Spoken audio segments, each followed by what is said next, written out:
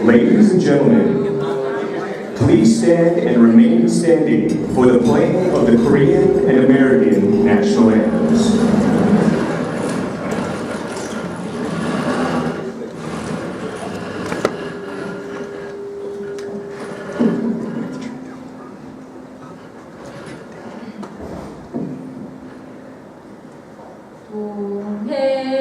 동해물과 백두산이 마르고 닳도록 하느님이 보호하사 우리나라 만세 무궁화사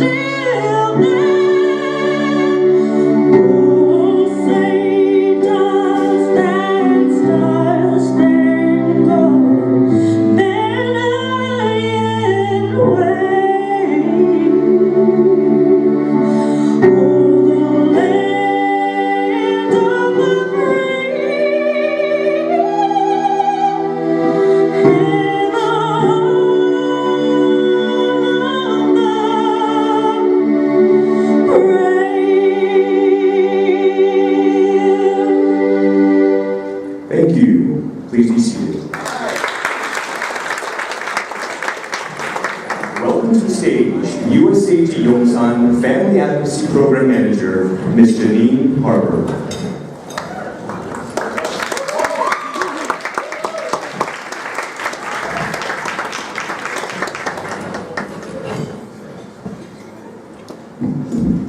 Good evening.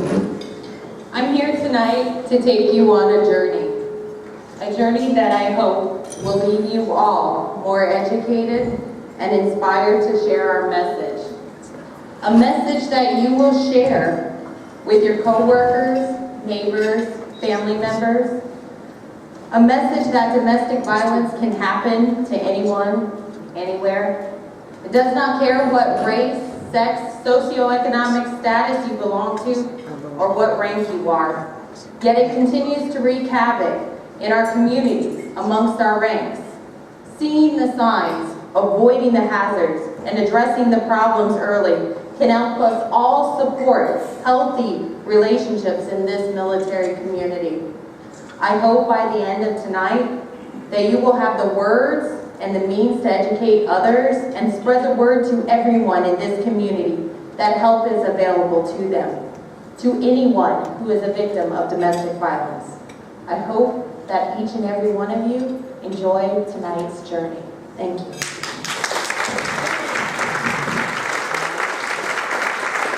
Ladies and gentlemen, our USAG Yongsan Garrison Chaplain, Lieutenant Colonel Jones.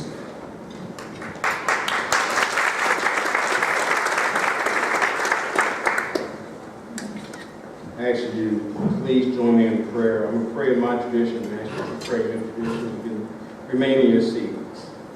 Let us pray. Lovely Heavenly Father, we come to you this hour asking for your blessings as we are gathered together this evening for this occasion. May we leave here with better understanding and peaceful hearts so that we can make good decisions guided by your love. We thank you for the food, for the nourishing of our body, and we thank you for the promises of tomorrow and the knowledge that you will always be by our side. This we pray in your holy blessed name. Amen. Ladies and gentlemen, let's give a warm welcome to our ushers for this evening's event. Gunnery Sergeant Juan Gonzalez, Staff Sergeant Pablo Abad, and Sergeant Joshua Kindset, who will usher each table through this evening's dinner service.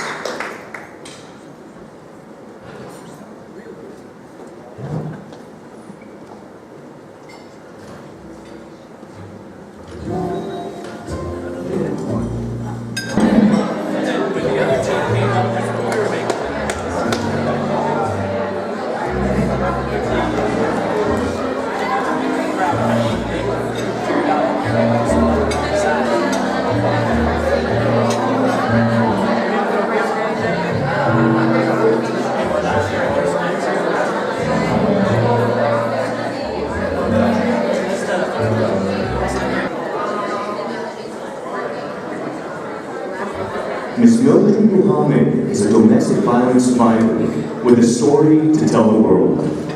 Many know her first and foremost by her former husband, John Allen Muhammad, the convicted DC sniper. However, many of you may not be aware that Mildred Muhammad is an award-winning keynote speaker. Speaker for the U.S. Department of State, certified consultant with the Office of Victims of Crime, CNN contributor, and a warrior on the issues of domestic violence. She speaks globally to educate, advocate, and inspire local communities about the warning signs of abuse and the help that is available. Please give a warm welcome to our evening's keynote speaker, Ms. Mildred Muhammad.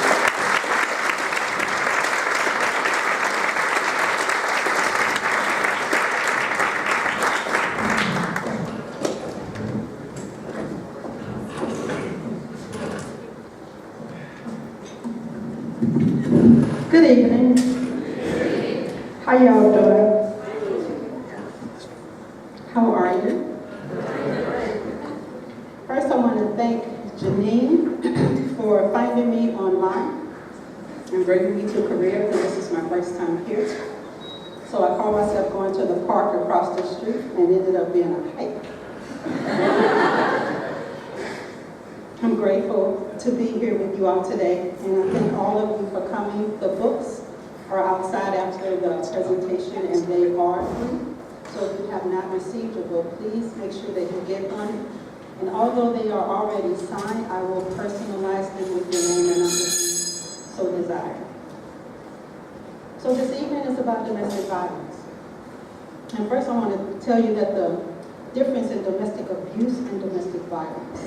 Domestic abuse is verbal, psychological, economic, stalking. Domestic violence is a physical assault, hitting, mutilating, and ultimately killing. Domestic violence has become an epidemic. Therefore, everyone in here either knows someone who is or was a victim of domestic violence. And since it is an epidemic, then there's a victim, there's a survivor, and there's an abuser in the audience right now. 80% of victims do not have physical scars to prove that they're victims.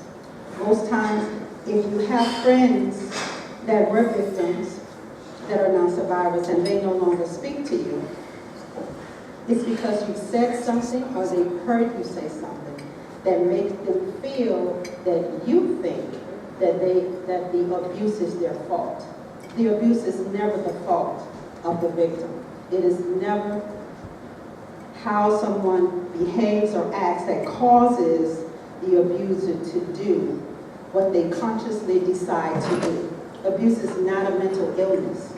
I heard someone say that it is a disease. It is not a disease. It is a conscious decision to control someone else's life, to make sure that that person cannot move forward because of the frustrations and disappointments in your life.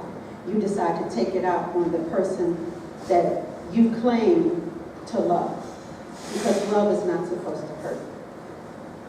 John and I were married for 12 years. We have 3 children, 1 son, 2 daughters. He was an 84 combat engineer. He was an expert shot, hand-to-hand combat expert, demolition expert. He could make a weapon out of anything. Some of y'all in here remember MacGyver, right? But they have a new MacGyver on TV now, so that's who John was. He could do all of that. He was stationed, we were in Germany when Desert Storm began, and his unit was one of the units that went out first.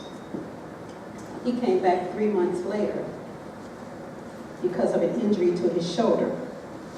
When he got back, he was different. As you know, when soldiers go to a war zone, they come back different.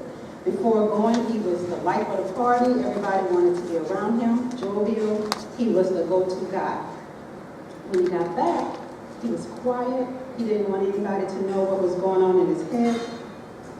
He would sit in the corner, rock back and forth. I said, honey, you okay? He said, I'm good. So you know, when a man says, I'm good, he feels that his emotions are not safe. And most of the men in here, you can tell me if I'm right or wrong just by shaking your head. But if you feel that you are emotionally injured, because a man can take a physical hit, but he can't take an emotional hit. So when your emotions are bruised or injured, and your significant other says, honey, are you okay? And you say, I'm good. There's so much in I'm good. Am I right?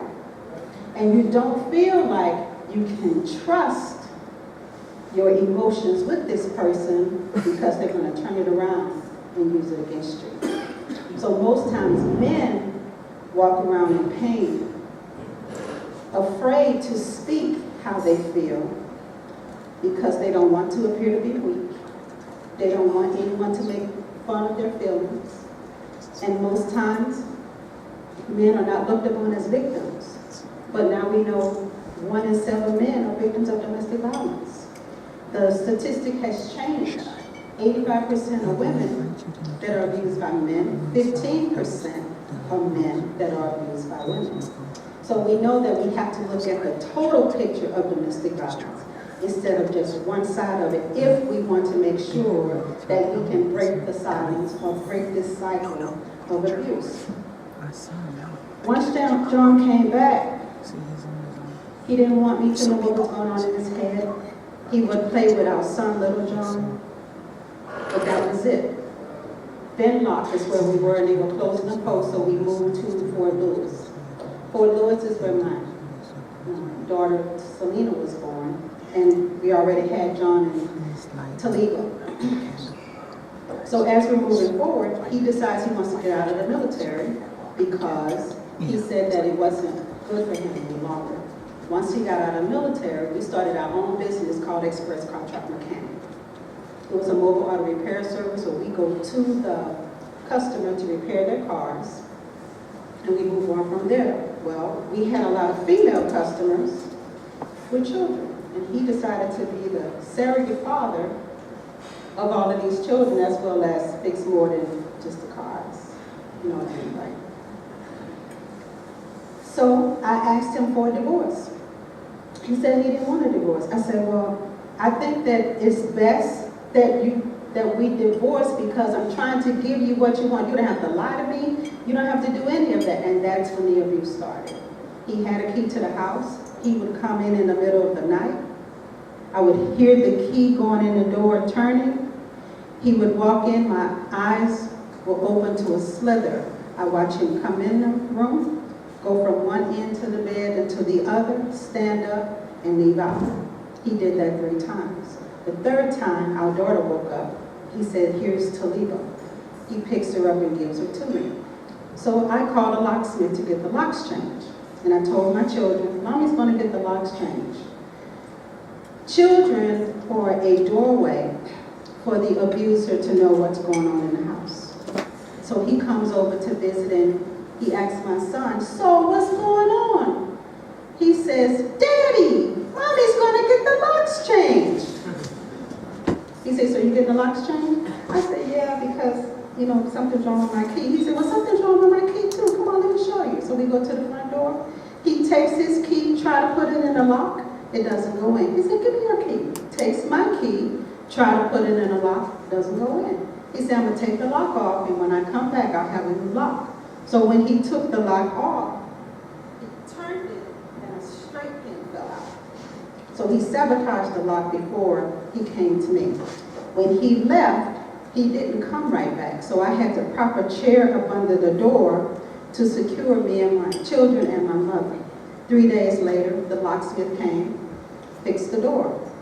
You get one thing fixed, you notice something else is not working. My phone wasn't ringing. Picked up the dial tone, make sure it was there, I hung it up. As soon as I hung up the phone, it was a friend of mine. She said, how you and the children doing? I said, we're fine. I said, how did you get this number? She said, well, John changed your number. He gave me this number to check on you and the children. I said, well, can you give me my number? No, girl, I can't give you your number. I'm scared of John. I'm just checking on you like he asked me to do. I said, look, my children have asthma, and I just need the number. She said, I'm not giving you the number, click. I called the phone company to get my number changed.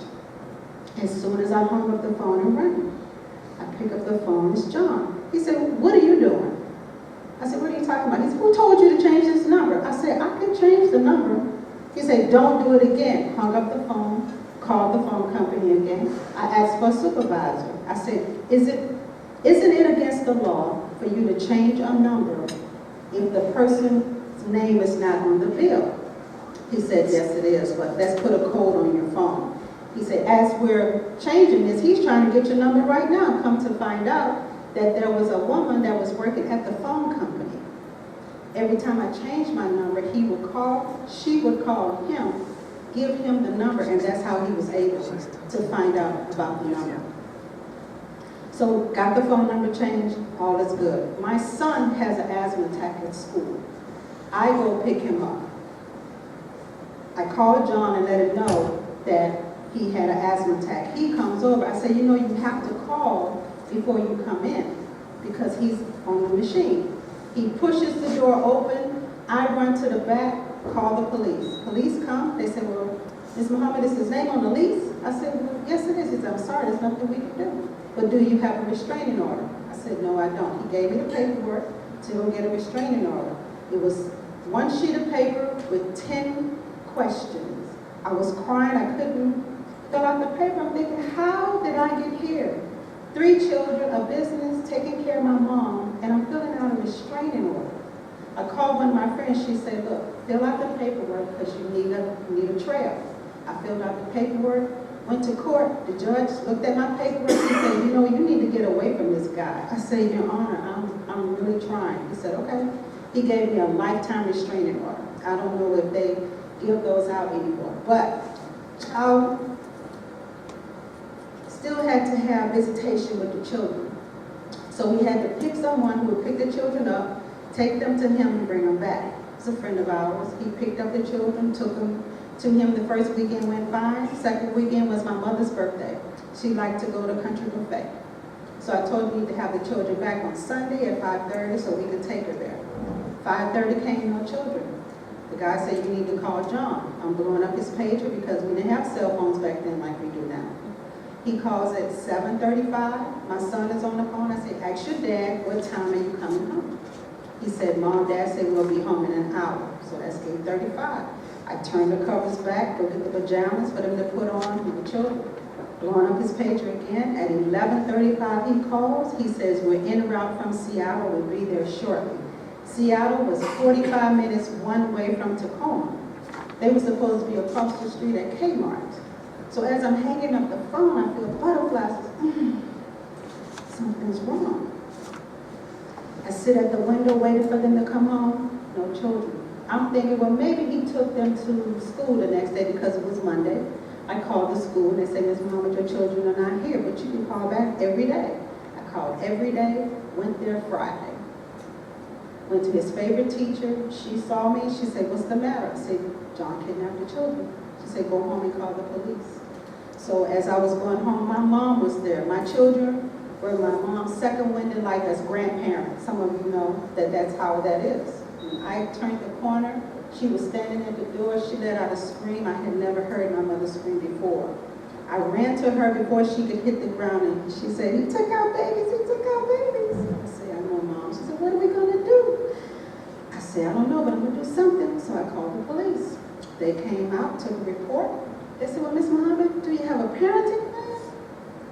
I said, we were on our way to the court to do. Sorry, there's nothing we can do. He has just as much right to the children as you do. I found out later that he emptied the bank accounts, called the landlord to say he was no longer paying the rent. He had got on the plane the night he said we're en route from Seattle, we'll be there shortly, and took the children to Antigua for 18 months. There were people that were coming over, friends who were coming over to check on me, and as they were checking on me, they were calling John to tell him what I was doing. So I asked them to help me to find my children. They said, John told us you was going to say something bad about him, but you know what? At least you just get to cook for one.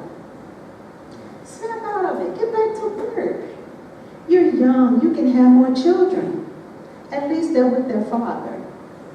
So I cut everybody off. Didn't talk to anybody. The internet was just coming out, so I'm telling y'all how old I am, right? And I joined this group called blackvoices.com. I went into the chat to tell them what was going on, and lo and behold, there were attorneys and advocates, and they were telling me what to do. I stopped talking to everybody.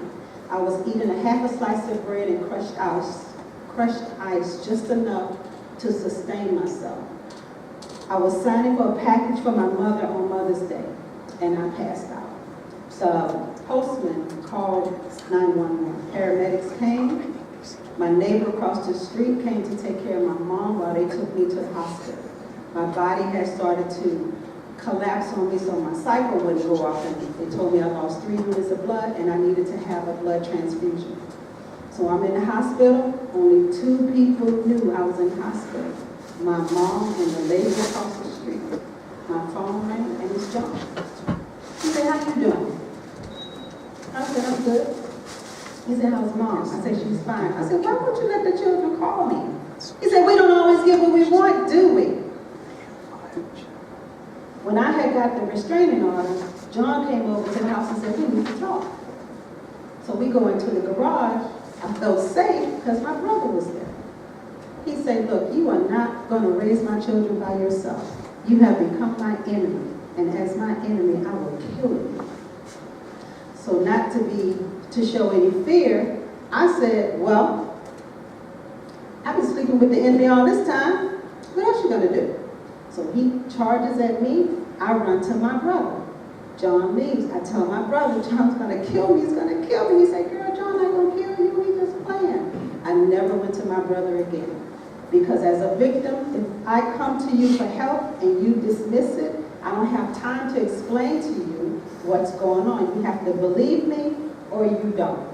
So in the hospital, I had 2 choices. I could go back to him and die because he said, you have become my enemy. And as my enemy, I will kill you. Or I could hang up the phone and never see my children again. I hung up the phone and I let out a scream. The nurse came and she said, what's the matter? I said, can you trace the call? They traced the call to a woman who called the hospital for him asking about me. He called my mother shortly thereafter. My mother called the hospital and said, John is on his way to kill my daughter. So they took me out of one room, put me in another, took my name off of the register, posted a guard outside my door. If anybody was going to come up and see me, they had to send up their ID so that I could let them know if it was John or not. A social worker came in. She said, Mildred, we need for you to do 3 things. but you cannot go back home. I said, what do you mean I can't go home? I got to take care of my mother. I said, no, we'll take care of your mother, but I need for you to do 3 things. First thing, I need for you to change your name. Change it to a name that when someone calls you, you will respond. So my safe name is Millie. Second, I'm going to bring you some clothes because you can't dress the way you have been dressing. And third, which is the hardest thing of all, you need to disconnect from everybody that you know. No one can know where you're going because this man is going to kill you. So we waited till it got dark. They brought me some different clothes. We went out the back door of the hospital. There was a car waiting. Got in the car. They told me to slouch down because they didn't want anybody to see that I was in the car. I checked the rooftops and I checked the over windows because I knew there was going to be a headshot. They drove me all over the city, but the shelter was right across the street. So I go into the shelter and they say, Millie, you're in luck, you have your own room. I don't want to be in the shelter. I get upstairs and sit there and think, how did I get here? The next morning, it was 18 women in the house. So they was sizing me up, I was sizing them up too.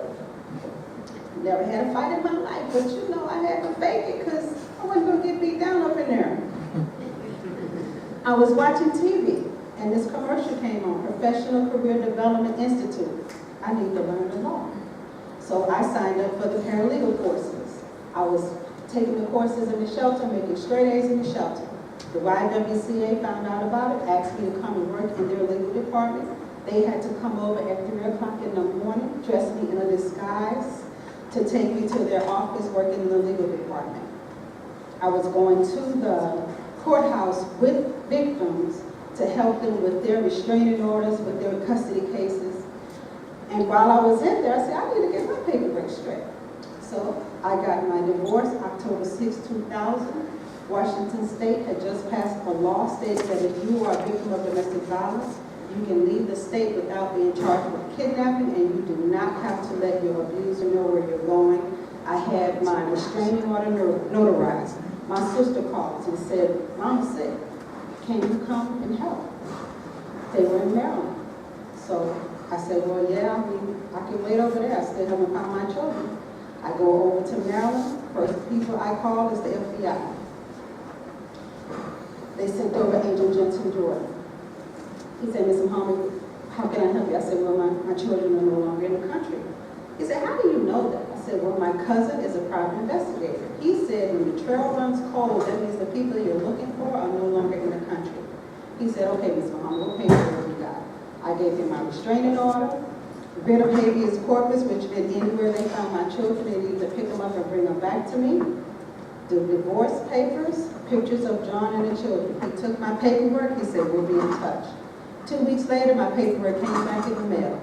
It said, I'm sorry, we cannot help you, but we're going to refer you back to the FBI in Seattle since this is an ongoing court case. He gave me a number to call. I called the agent.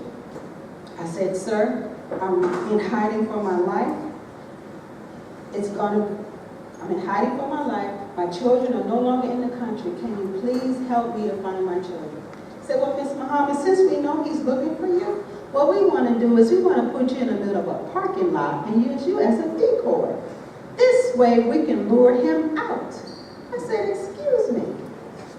It's going to be a headshot. You're not going to know which way the bullet came from. He said, well, we're just trying to help you out. Click. August the 30th, I get a call from the executive director of the shelter I was in Tacoma. She said, Millie, I think we found your children. You need to fax all your paperwork to Detective McCarthy in Bellingham, Washington, and then follow up with a call. I did that, talked to Detective McCarthy. He said, you know, we're on the border of Canada, and once you get across the border, there will be nothing we can do. I say, sir, I appreciate you telling me that information, but if you could please just go get my children, I would appreciate that too. August the 31st at 4:35 p.m., he called and said, Ms. Muhammad, we got your children. That's what you're talking about. He said, no, we got your children, but you got to fly back to Tacoma for an emergency custody hearing. Flew back to Tacoma. John was at the courthouse. We go before the judge. Judge says, we're here today to decide who gets custody of the children. John said, Your Honor, she already knew where those children were. I don't even know why we're here. He said, Sir, we're here today to decide who gets custody of the children. And since her paperwork is in perfect order, which means I did it pro se, I did it myself, she will get custody of the children. He said, Your Honor, are you trying to tell me I'll never see my children again? He said, you have to go through the same process as she went through. Case dismissed. So we waited until he left the courthouse, the courtroom. My attorney and advocate, we went out into the hallway. The courtroom hallway is behind me. The door to the courtroom is here. My attorney is in front of me, and my advocate is here. My attorney is calling to find out where my children are. As she's calling, I feel a presence. I turn and it's John. I take off down the hallway. Shoes go everywhere. My attorney and advocate looked at me. They looked at John and they ran too. We all ran around the corner. John put his hand on the courtroom door, looked at me and said, Gotcha. My attorney said, Oh, hell no. You leaving out of here tonight. So we went downstairs, out the door to social services. That's where my children were. We get the children, we get in the car. They say, Mommy, Daddy was looking for you. He said he couldn't find you. I said, really? I said, well, if he wanted me to find you, why did he change your names? He changed their names from John Thomas, Lisa Thomas, and Teresa Thomas. So there's no way I was going to be able to find him. We get on the plane that night. We go through the clothing closet, around the swimming pool, to a red door, the YWCA, open the door, there's a car. Get in the car, drive 45 minutes one way to the airport. From there, security picks us up, take us to the security office. When the plane is ready to take off, the pilot calls security. Security escorts us from their security office to the plane. We get on the plane, land at BWI. My sister picks us up. We're safe. Fast forward to the shootings. They told us to look for 2 Caucasians in a white box truck. I was looking for 2 Caucasians in a white box truck, and I was looking for John. So everybody looking for 2 people, I'm looking for 3. August 11th, my coworker picks me up for work. She said, you know, there's a dark colored car outside your cul-de-sac. 2 men sitting in the car, I get a bad feeling from that car. I said, girl, it's all right, let's just go to work. So we passed by the car, the driver looks at us. The passenger holds up his newspaper to hide himself. I said, did you see that? She said, yes. I said, give me your cell phone. I called the police. I said, there's a dark colored car outside our cul-de-sac. It's a suspicious car. They said, well, can you describe the car? I said, it's a dark colored Caprice or Impala with New Jersey tags. 2 African-American males seated in the car. They said, okay, we'll get a policeman out there. October the 23rd, ATF knocks on my door. I said, Ms. Muhammad, when was the last time you seen John Allen Muhammad? My hands started sweating. I said, why are you asking me about John? I said, no, we just want to know when was the last time you seen him. I said, September 2001 in an emergency custody hearing.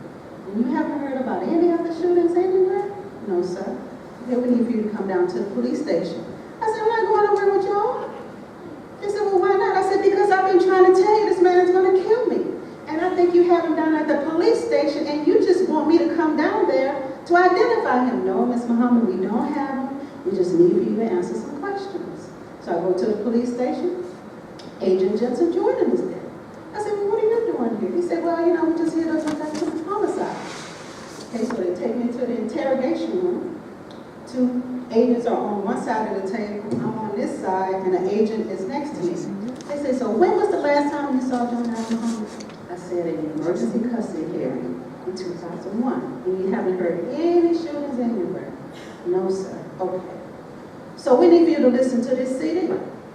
Let us know if you recognize the voice. So I listened to the CD, and the person has an accent. I said, well, no, I don't recognize the voice. Okay, we need for you to look at this letter. It was the letter that was posted to the tree outside the restaurant. Do you recognize this handwriting? I say, no, sir, I don't recognize the handwriting. So Agent Jensen Jordan was walking back and forth in the room. He stops. He said, look, Ms. Muhammad, we just gonna have to tell you. We're gonna name your ex-husband as the sniper. I said, what? John, my head hit the table. They said, yes, Miss Muhammad, do you think he would do something like this? I raised my hand. I went, yeah. He said, well, why would you think that? I said, we were watching a movie. I don't remember the name of it, but he said, I can take a small city, terrorize them. They would think it would be a group of people and it would only be me. I said, why would you do something like that? And he changed the subject. They said, well, Miss Muhammad, didn't you know you were the target? I said, well, no, why would I think that? I said, well, there was a man that was shot 6 times. They took $3,000 and a laptop. That was right down the street from you. 2 miles from you was another man shot in the abdomen. Miss Muhammad, you were the target. Would you like to go into protective custody? I said, you gotta ask me that? He said, well, yes, because some people don't want to go. I said, okay, do you know where he is? No, ma'am. Have you caught him yet? No, ma'am. And you still have to ask me. Yes, we do. Okay, yes, I want to go into protective custody, but we have to go get my children, my sister and brother-in-law. So we go to the house. The first person I see is my son. I pull him in the bathroom. I say, honey, they're going to name your dad as the sniper. He starts to melt to the floor. I say, but you cannot break down right now because we got to go. Ran downstairs to get my daughters. Told them the same thing. They started crying. Went upstairs to tell my sister, my brother-in-law. Agent Purvis said, Miss Muhammad, we really need to go. So we get in the car. As we're leaving, the media is coming in. If John didn't know where I was before, when they got there and shined the light, he knew then. We went to a hotel. Don't know where it is. Went in there, turned on the TV, and that was the first time they showed his face. Went over to the TV, put my hand on the screen and said, what happened to you? My daughters are crying on one bed, my son crying on the other. I pulled them together. They cried themselves to sleep. I got a pillow, went in the bathroom, turned on the water in the bathtub and in the sink, closed the door, sat on the floor and screamed in the pillow because I didn't know what to do and I didn't know who to call. The next day is when they caught him. My sister comes in and she says, ABC is on the phone. I say, how did you get your number? So I get on the phone and they say, Miss Muhammad, we're so sorry for the tragedy that you and your children went through. We want to bring all of your siblings in so that you all can be a family at the Mayflower Hotel in D.C. as long as you give us exclusivity of your story. I said, ma'am, I don't even know what exclusivity means. All I know is that I need to take care of my children. So me and my children will humbly decline. You want to bring my sisters, my brother here, that's up to you. I tried to get counseling for my children. Unfortunately, it was a high-profile case. Everybody wanted to be famous and be on TV. So I went to the library, I got a book on counseling, and I learned how to counsel me and my children myself. I told my children that I am your best resource about your dad. I will tell you the good, the bad, and the indifferent, answer all of your questions, even if it makes me look bad. It was difficult for me to get a job. So I went to the library. I got a book on how to become a professional speaker. Read the book cover to cover, followed his instructions, and I'm a professional speaker. Because I had to take care of my children. No, I didn't have an advocate. Nobody helped us. They did not treat us like victims. They didn't believe that we were victims. When it was time for the execution, my children wanted to talk to him. They said, well, Mom, can we please talk to Dad? I mean, this is it. I said, y'all really need to talk to him, though? Yes, ma'am, we do. So I called his attorney, tried to get him to get John to call. He said, look, he's always telling us about his children, so just wait by the phone. Before he goes into the chamber, we'll call. That's a call that didn't come. So the next day, my children say, Mom, can we go to the funeral? I said, y'all really tested me now. But I took them because it wasn't about me, it was about them. They needed closure. I said, it's okay for you to love your dad. It's okay for you to want to have everything to do with him that you need.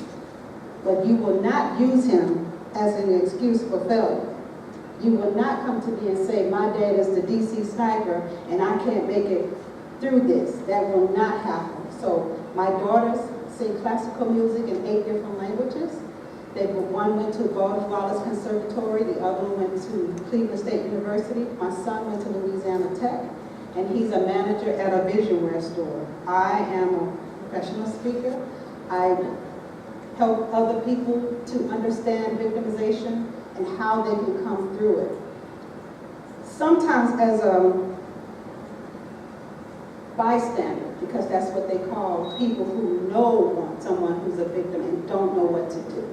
You don't know what to say, how to say, you're kind of stuck, don't want to get involved because you don't want it to come back on you. So this is what I would ask you to do.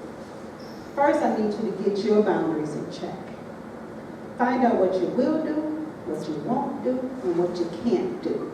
Will you give them money? Can they come and stay with you?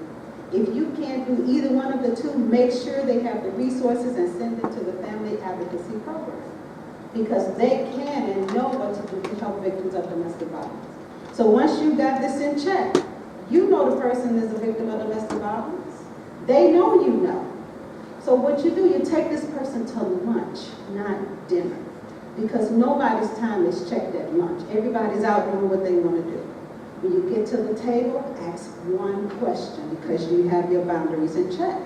And that question is, how can I help you? Victims want to leave. They may even know what they need to do, but they don't know how to do it alone. So when you ask, how can I help you, they may take a step back.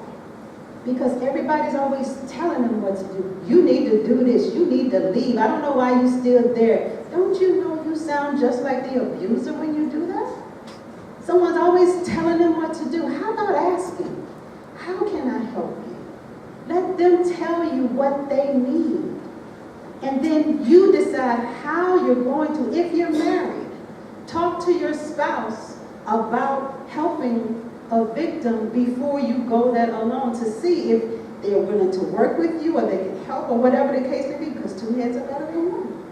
So if you know someone who's a victim of domestic violence, don't leave them out in the wilderness. Get them to the Family Advocacy Program. 22 soldiers a day commit suicide. That was last year. This year is up to 23. Somebody is not getting to these soldiers to let them know that there are services available to them so that they can talk this through. Some people are in so much pain, they use suicide as a permanent solution to a temporary problem. So we have to make sure that we help other victims of domestic violence. There are books in the back. If you did not get one, please make sure you do, and I will personally sign them. Thank you again for coming to listen to my story. And that's your plan of action. If you know someone who's a victim of domestic violence, take them to lunch, get your boundaries in check, and ask the question, how can I help you? Thank you.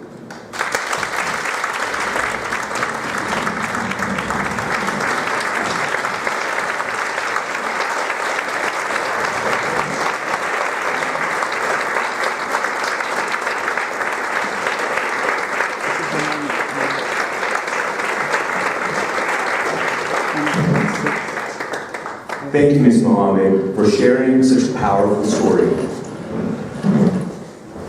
We invite you tonight to participate in a moment of silence to recognize those that have lost and those who have survived domestic violence. Please turn on your candles. And please welcome again, Chaplain Jones.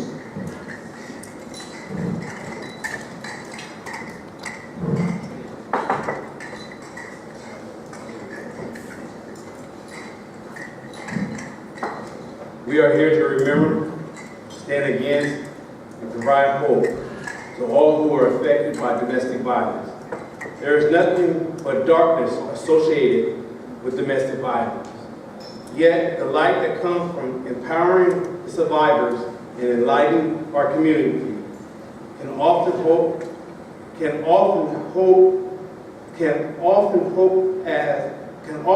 as we drive away the darkness of this evil force from our ranks and our community. It is time to collectively bring education and awareness so we can find ways to stomp out this enemy in our society. The little light in front of you is yours to keep.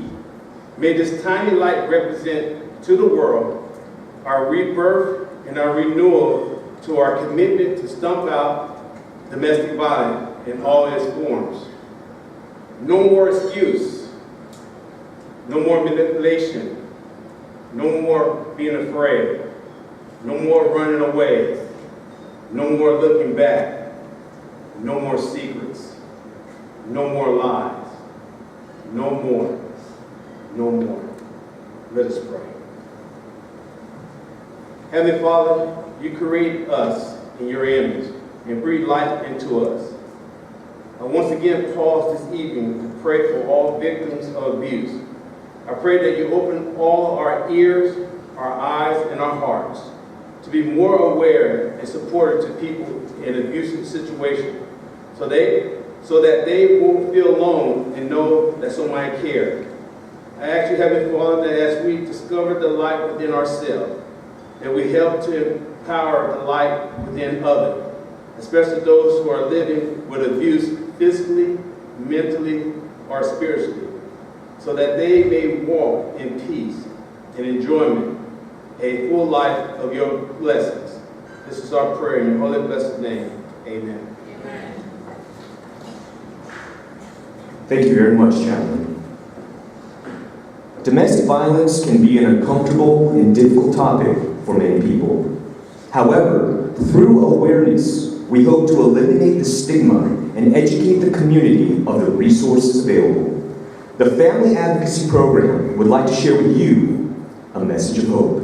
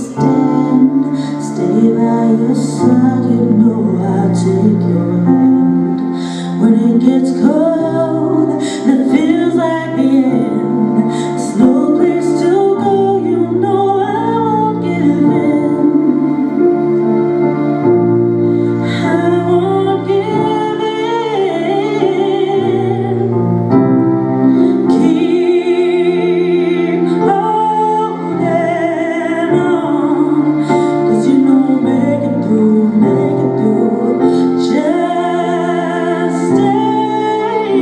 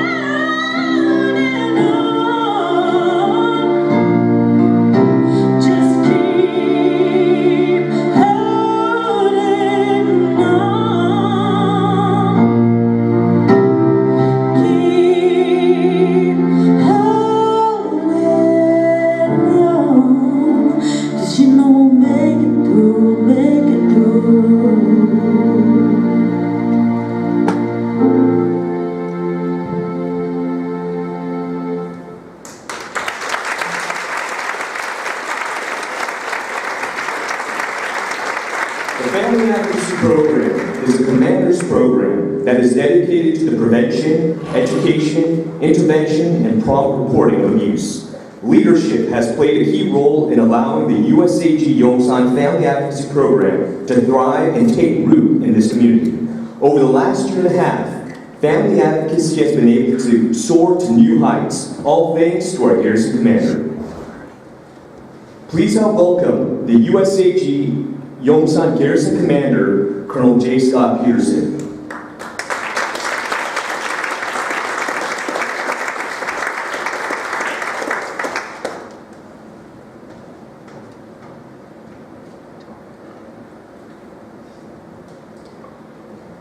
Domestic Violence Awareness Month is recognized October of each year. Our goal is to raise awareness of the warning signs of relationship abuse and help individuals and couples address problems early. No one deserves to be abused, and anyone can suffer.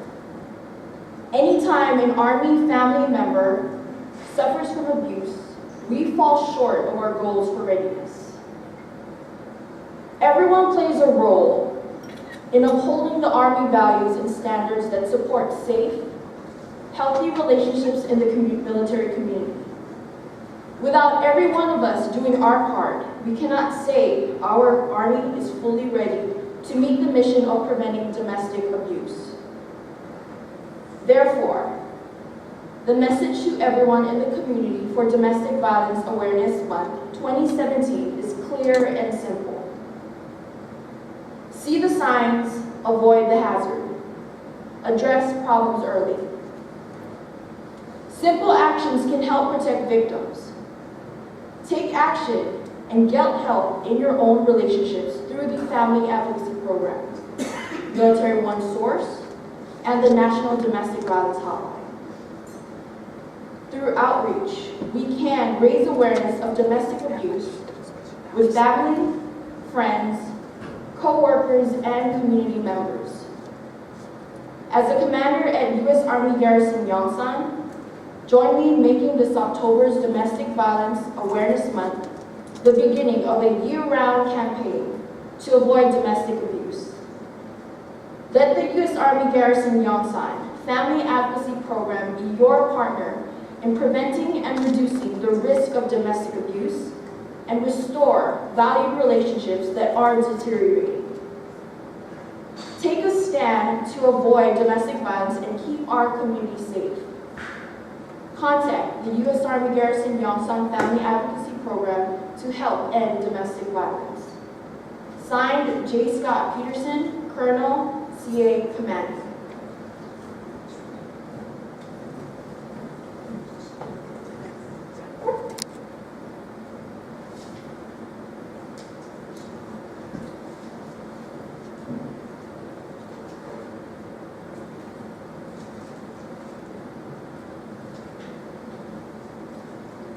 Well, ladies and gentlemen, good evening. And Rose, thank you so much for that. A lot of thank yous I want to make up front for what's been a pretty amazing evening for all the right reasons. And obviously up front, I want to say thank you for your testimony. I mean, very powerful story. I think it hit all of us. Most of the room remember the incident, did not have the backstory and the tragic and tough things that you went through. So thank you for sharing this overview with us. Very well received. And to all the team members here, my ACS team, and again, to Janine Turner, all right, Janine Harper, I apologize. Our folks here have taken this mission on and they've done it the great way. And for those of you that have probably not seen this type of effort before, months went into this, not because it was a great evening we would have put together, although it was. It wasn't just about fellowship, although it was. It was because of the care and attention that our team recognizes must be placed on a topic as serious as domestic violence. And what Rose mentioned, and I think is worth repeating, is this idea that this is not a singular recognition event. Whether it's sharp, you name it, we have months that recognize it, and too often it's too tempting to simply let that become that one-off. This is the month we talk about. This is the week we address this. This is the one proclamation signing we do, and we move on. It can't be that. And I think what's really powerful, we want to make sure we take a grounded story, we know the reality, and I'll be honest with you, at the garrison level, we are not immune here in the Yongsan community. We have challenges, we have soldiers and their families with challenges, and service members with challenges. The problem is real. And the recognition that we have to take on today is, again, it's not about just the month of October. It's not about any one recognition. It's taking this point, this recognition, and working it throughout the rest of our careers for all of you here at the tables to take back to your units and make sure you kind of spread the word, if you will. And what I'll ask for all of you to do is commands here at Yongsan. I'll tell you, we've got the best, most professional personnel and resources available I have ever seen in 24 years of service, hands down. And Janine, the team, all of the ACS members, they bring tools to this community. I'm not even sure they all know we're there. And so part of the message I think here is twofold. It's one, us obviously going back as now ambassadors of the word, right? And making sure that everything we've heard, everything we know is taken back to our commands and spread. But it's also making sure that the tools that we have at the disposal are known to all. That's absolutely critical. And again, I cannot understate, we have got those here, and we've got a team that's here to reach out and take care of anyone that's got that problem, or has a challenge, or is it an emerging issue that we want to get ahead of. And like I said, I'm very proud of what we got. Let's make sure our community knows it too. Now, I'd also say, as we kind of look out the room, as y'all look left and right, sometimes the chaplain can forgive me for the expression, we're almost preaching to the choir in some respect. Those of you here get it. Everyone that came here tonight gets it. You know it. You're kind of part of the soul. But the goodness of that is, again, you are individuals, ambassadors that go back and make sure they've got the exact same information that you've got and really help press this hard. But domestic violence, I tell you, this one, like I said, this is a tough one to tackle. It's a tough topic sometimes to tackle. As Mildred said earlier, sometimes it's a tough one to breach when you're with somebody. Not unlike sexual harassment, there's some subjects that are, even as adults, ain't easy conversations to start sometimes. But that simple advice is simply asking you, what can I do to help? That's incredibly simple, but incredibly powerful and often overlooked, even as us as we get older. Something that simple and that easy really could save a life, save a relationship, save children, you name it. So with that said, again, I just want to make sure all recognize that here at the Garrison, we are committed to this. We look at it hard, we will take care of it hard. If anyone out there knows there's someone in need, get up to us quickly as our team of professionals, and we will do everything in God's power to make sure we get the help that needs to be given. And with that said, again, please recognize, and again, I guess I want to pause for the sake of at least thanking publicly the ACS team, Janine, and all the folks that y'all do in their family advocacy. Our performers tonight that added an absolute dimension of love to the evening as well, to our singers, beautifully done, and of course to our Marine Corps brothers here. Thank y'all so much, gentlemen, for being with us tonight. So with that, Mildred, if you could come up here for us for a moment, please. The Garrison Command would like to thank our guest speaker for the presence this evening. Please welcome back Ms. Mildred Muhammad.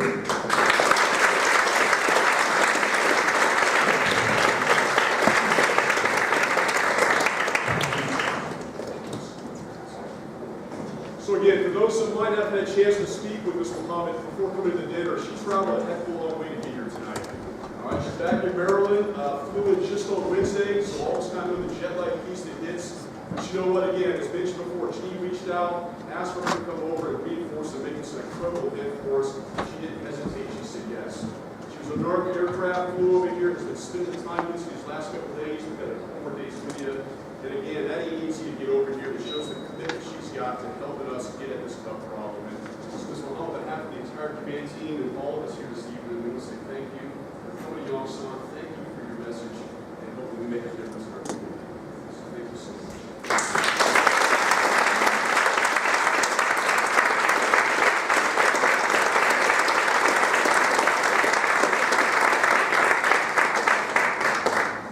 Thank you, Colonel Peterson, for your encouraging words and signing of the proclamation. Colonel Peterson, on behalf of the children of the USAG Yongsan community, we would like to present to you this quilt. This quilt symbolizes what domestic violence means to the children of this community, using the message, love shouldn't hurt. Thank you again, sir, for all you have done to help raise awareness about the warning signs of abuse in this beloved community.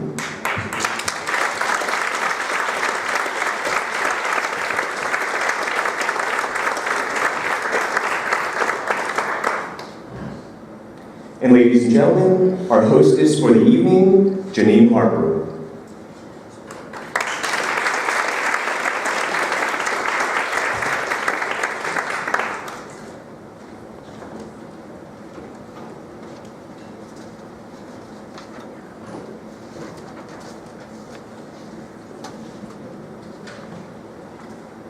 So as this evening draws to a close, I really wanted to talk about how this journey to where we are tonight actually began. I got here on ground October 31st of last year. I was met by my FAP specialist, a very enthusiastic person willing to tell me everything they had just done for domestic violence.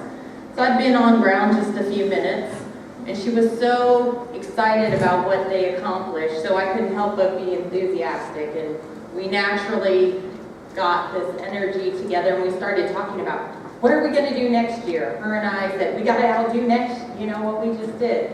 And so we started talking about this concept of Purple Gala and what it really meant. And so it started in a small room with two people having a conversation about what the journey for next year would be. And then that journey was met by other people who came on the road. I had new personnel that came in, new ideas, and when you start out on a journey, you kind of expect that it's going to go some way, but we all know that never happens, right? You get twists, you get turns, things take different ways. But it was that twist and turn that led us here tonight. And with that in mind, I would like the following people to stand and be recognized for making tonight's event the success it was. So if you look behind Miss Louise Ganell up in the back.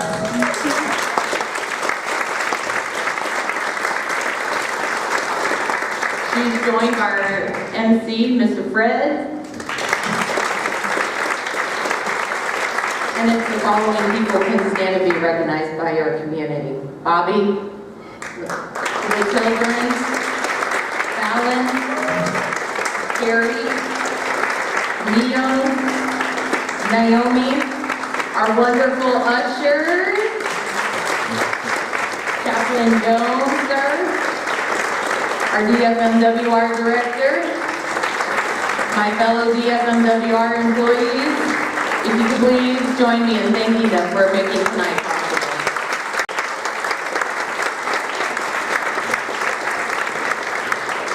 So I'm proud to stand here and look at all of you, like Colonel Peterson said, the people that are here tonight, they really get this.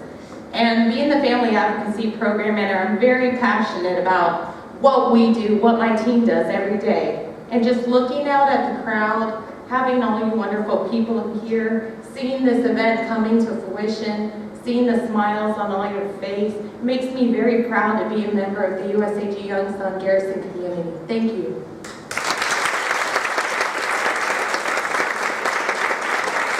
Now for our closing remarks, we would like to have DFMWR Director, Mr. Wirtz, share some closing remarks.